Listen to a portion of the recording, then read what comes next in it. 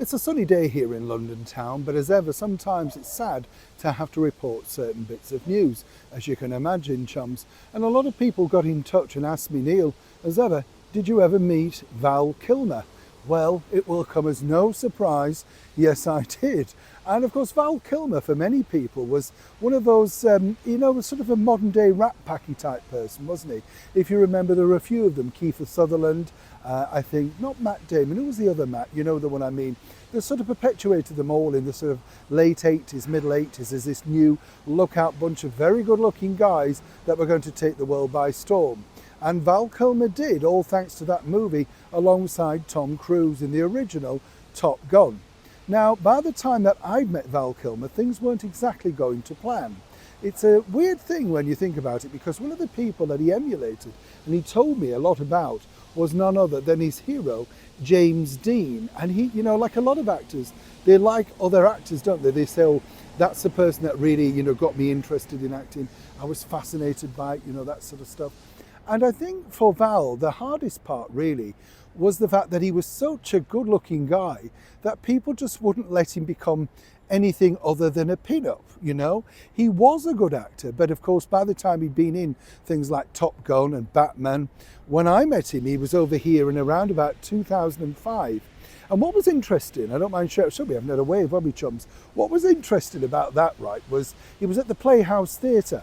Now, the Playhouse, a beautiful theatre, don't get me wrong, but it wasn't exactly like on the strip, as it were, like the Broadway level or indeed Shaftesbury Avenue. So the Playhouse was something of a, really, you're there? But he was there to take a part which was being made famous way back in the 1940s by a wonderful actor, good-looking guy called John Garfield in the classic The Postman Always Rings Twice.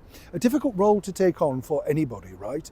And I think what's interesting about this particular story is the fact that obviously by the time Val had got to this point in his career, although he loved and wanted to appear on stage, the critics were less than kind. And the problem is when you've been a huge Hollywood star, they kind of want you to be that. Now, he would only be around 44, 45, but they were saying he was simply too old to take on that role. But he took it on and he did very well at the box office. But again, the critics really stung him. A few years later, 2016, 17, I think around about, I bumped into him again, this time at a sort of press night for a major theatre event. Lovely chap, as I say, very down to earth. The shyness could be sort of seen as being off, but I could just see really that he was a bit of a shy guy. He was all right in the interview technique, but if you moved him away from that, he was not really used to dealing with the sort of hullabaloo of Hollywood, as it were. As many people know, sadly, he got quite a few health problems as the years went on and bravely battled on, as many people do.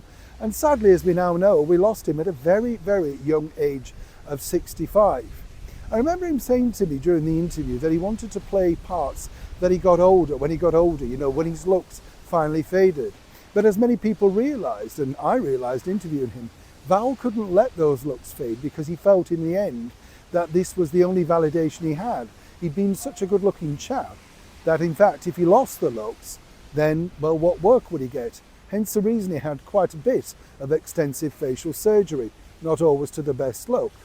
But let's put that aside and remember the fact that for a brief period, his star shone very brightly in the Hollywood lights, as it were, and he gave a lot of people a lot of fun at the movies. And his classic performances will live on because they do. They're Hollywood. And the stars and the cinema screen are never dark for long with the world that we're living in now. And in years to come, Val said, the only thing he wanted people to do was to remember him with affection. So as we sadly lost him at the young age of 65, let's just try and do that. Neil Sean in the very heart of London.